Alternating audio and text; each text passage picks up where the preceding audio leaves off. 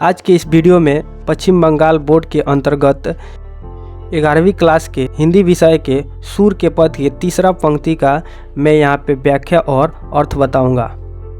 सुर के पद के तीसरे पंक्ति का व्याख्या और अर्थ के पहले पंक्ति की शब्दार्थ को जानना बहुत ज़रूरी है। तो चलिए पहले शब्दार्थ को जान लेते हैं।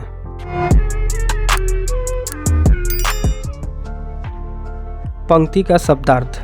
शब्द है मुरली। मुरली मतलब होता है बांसुरी। तो मतलब फिर भी। गोपालही मतलब कृष्ण को। भावती मतलब अच्छा लगता है। यद्यपि मतलब यहाँ तक कि। नाना भांति यानी तरह तरह से। नचावती मतलब नचाती है, यहाँ पे ना होगा, नचाती है। पाई मतलब पैर। ठाड़ो मतलब खड़ा। जनावती मतलब जताती है। कटी मतलब कमर।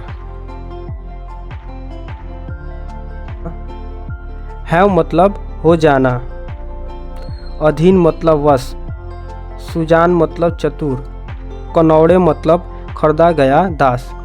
गिरिधर मतलब गिरी को धारण करने वाला। नार नवावती मतलब गर्दन नीचे कर देती। आपुन मतलब स्वयं।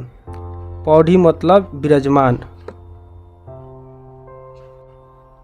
अधर सज्जा मतलब होठों की सेज।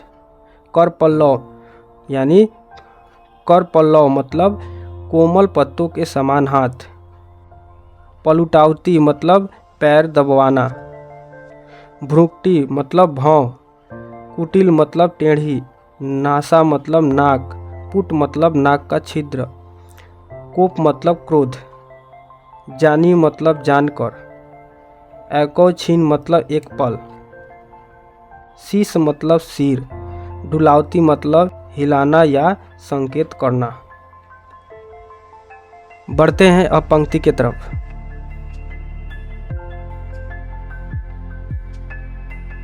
इस पंक्ति का प्रसंग यह है कि आप सभी को पता है कि गोपियों को श्री कृष्ण बहुत ही प्यारे हैं और भगवान श्री कृष्ण को भी गोपियों से बहुत ही स्नेह है। इसके साथ ही भगवान श्री कृष्ण अपने साथ हमेशा मुरली लिए रहते हैं, यानी बांसुरी लिए रहते हैं। आप सभी ने देखा होगा कि हमेशा वो अपने पास मुरली को रखते हैं, बजाते हैं और रखते भी हैं। इसी मुरली से गोपियों को बहुत ही चिढ़ है, क्योंकि मुरली जो है हर समय भगवान श्री कृष्ण के पास रहती है। यहाँ पे गोपियाँ कहती हैं मुरली तो गोपाल ही भाती, मतलब भगवान श्री कृष्ण को मुरली बहुत ही भाती है। और गोपियाँ आपस में बात करती है और कहती है सुनी री सखी यद्यपि नंदलाल ही नाना भांति नचावती, यानी नंदलाल को भगवान श्री कृष्ण को मुरली नाना प्रकार से तरह तरह से नाच नचाती है।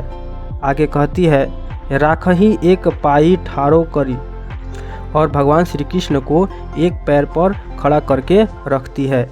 मतलब आप सभी को पता होना चाहिए कि भगवान श्री कृष्ण जो हैं जब बांसुरी बजाते हैं तो एक पैरों पे खड़े होकर बजाते हैं। इससे गोपियों को लगता यह है कि मुरली जो है भगवान श्री कृष्ण को एक पैर पे खड़ा करके रखी है। अति अधिकार जनावती, और मुरली जो है भगवान श्री कृष्ण पर बहुत ही अपना अधिकार जनाती है। आगे कहती है गोपियाँ कोमल तन आज्ञा करवाती कटी टेढ़ी हव आवती। गोपियाँ कहती है अब भगवान श्री कृष्ण के कोमल से शरीर से, कोमल से तन से आज्ञा करवाती है। कटी टेढ़ी हव आवती, और उनका कमर जो है टेढ़ी हो जाती है। मतलब भगवान श्री कृष्ण जब बांसुरी बजाते हैं तो वो थोड़ा टेढ़े होके खड़ा होते हैं, जिससे उनका कमर टेढ़ा हो जाता है, जिससे गोपियों को लगता है कि बांसुरी जो है उनके कमर को टेढ़ी करके रखती है और अपने आज्ञा का पालन करवाती है। गोपियाँ आगे कहती है अति अधीन सुजान कनौड़े गिरिधर नार नवावती। अति अधीन सुजान जो बांसुरी जो है बहुत ही चतुर है। बांसुरी जो है भगवान श्री कृष्ण को अपने अधीन कर ली है और उनको खरीद ली है और अपना आज्ञा का पालन करवा रही है।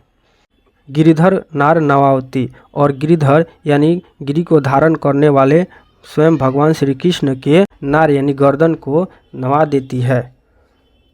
आपुन पड़े अधर सज्जा, मतलब बांसुरी खुद यानी स्वयं भगवान श्री कृष्ण के अधर यानी होठ रूपी सज्जा यानी सेज पर विराजमान हो जाती है। कर पल्लवसन पद पलु टावती, और अधर सज्जा पर विराजमान होके भगवान श्री कृष्ण के कोमल पत्तों के समान नर्म हाथों से अपना पैर दबाती है। यानी कि गोपियाँ कहती है कि मुरली भगवान श्री कृष्ण पर इतना हावी हो चुकी है और इतना अधीन कर ली है कि उनके होठ के ऊपर विराजमान होके और उनके कोमल पत्तों के समान हाथों से अपना पैर दबाती है।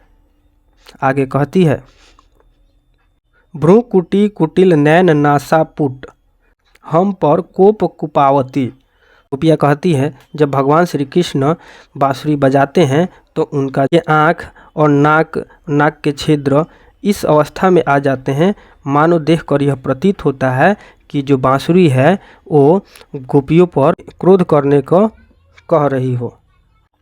सूर प्रसन्न जानी एक पल नहीं, अधर ते शीश डुलावती।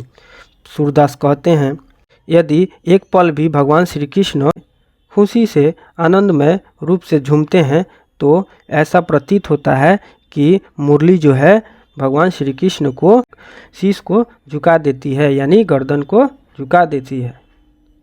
तो इस प्रकार इस पंक्ति में गोपियों को मुरली से बहुत ही चिढ़ है।